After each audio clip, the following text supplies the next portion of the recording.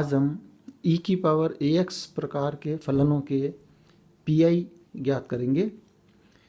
1/fd of e की power ax इसका pi देख रहे हैं।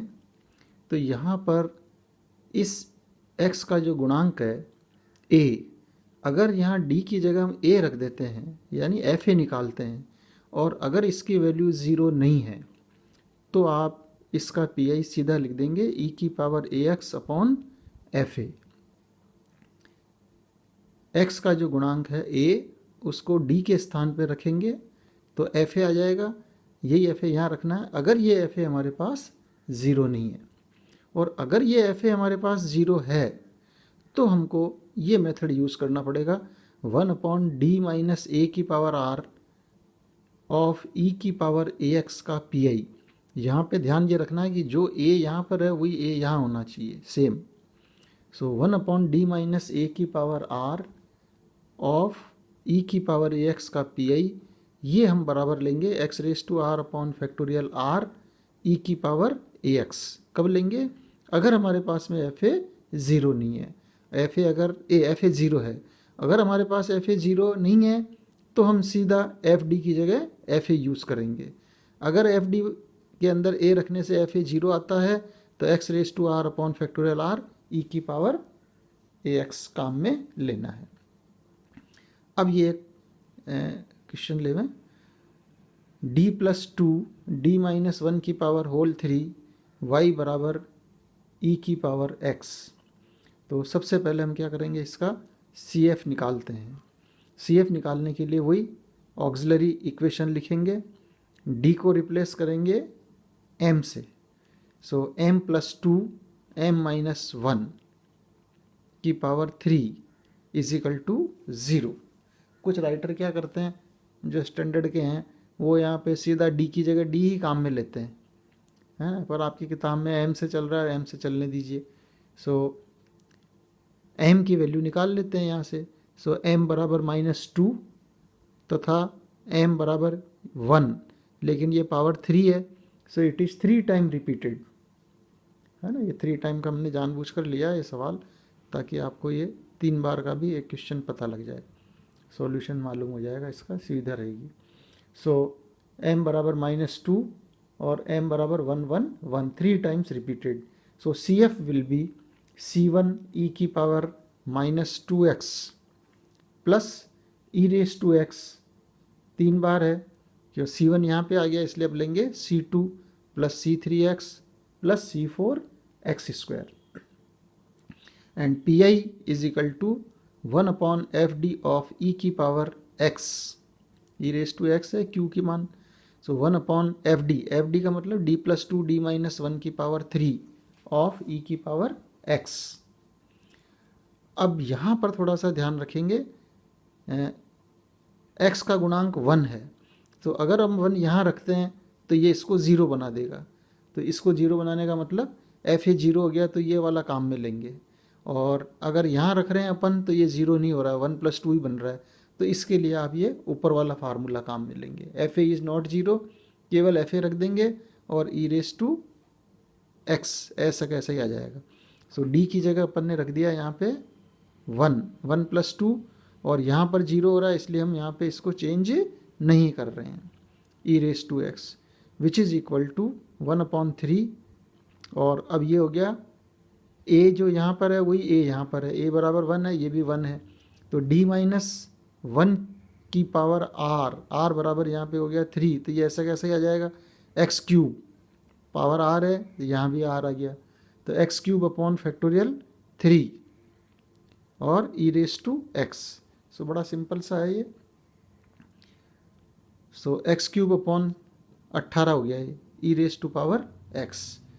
इन पीआई में एक जो विशेष चीज़ आपको ध्यान रखनी है कि ये जो e रेज टू x है, जब तक ये यहाँ पर सारे d नहीं हट जाएं, जब तक इसको आप इधर से उठा के इधर नहीं रखेंगे। हमेशा जो भी फंक्शन पीआई का है उसको सीधे हाथ की तरफ ही रखना है अपने को, क्योंकि इसको इधर रखने के लिए हमारे पास में एक अलग फार्मूला है कि आप इसको अलग निकालने का, वो आगे आएगा। इसलिए आपको फंक्शन हमेशा सीधे हाथ की तरफ ही रखना है। और अब आपने वहाँ जनरल सॉल्यूशन चाहिए। सो जनरल सॉल्यूशन y बराबर C1 ई की power -2x plus e raise to x, ये तो वो का वही है ऊपर वाला ही है ना।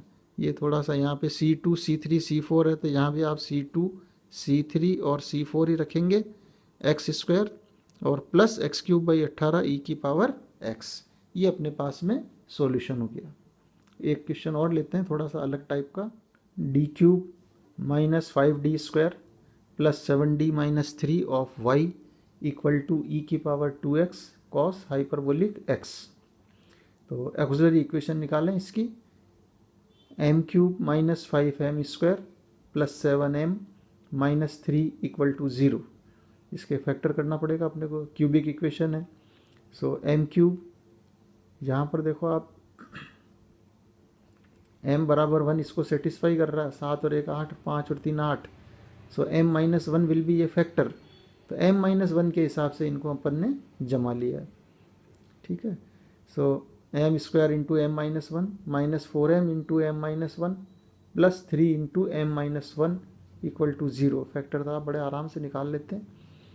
सो m-1 into m² -4m plus 3 equal to 0। So m-1, अब ये द्विघात समीकरण आ गई, फिर वही 3 और 1 4 है ना। तो यहाँ भी आपका ये सेटिस्फाई हो रहा है m बराबर 1। सो m-1 विल बी ये फैक्टर है ना। आप चाहो तो कैसे भी जमा लो, इसको 3 में भी जमा सकते हो या इसके टुकड़े कर दो 4 के, 3 और 1 -3m -m प्लस 3। सो m-3 दोनों में से कॉमन और m-1 आया, उसको अपन ने यहाँ पे लगा दिया। तो इसके अपने पास में फैक्टर आ गए m-1 का square into m-3 equal to 0। So m की वैल्यूज रूट्स हो गए m बराबर 1 1, ये this is repeated 2 times repeated, और m बराबर 3। अब आप CF लिख लेंगे आराम से कि 2 बार रिपीट हो रहा है m बराबर 1 और 1, तो CF हो जाएगा e की power x into C1 plus C2x है ना, 2 टाइम्स रिपीटेड, और यहाँ पे 3 है तो प्लस C3 e की पावर 3x। तो ये तो हो गया अपने पास CF। अब हम PI निकालते हैं। So PI is equal to 1/FD of QX। QX का मतलब e की power 2x cos hyperbolic x।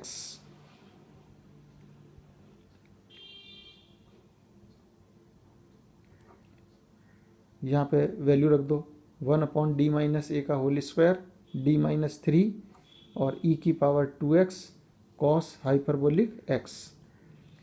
अब यहाँ पे कॉस हाइपरबोलिक x है, इसको आप चेंज कर दो e⁻² के सूत्र में कि e की पावर x प्लस e की पावर -x/2, क्योंकि e⁻x के PI हमको मालूम है।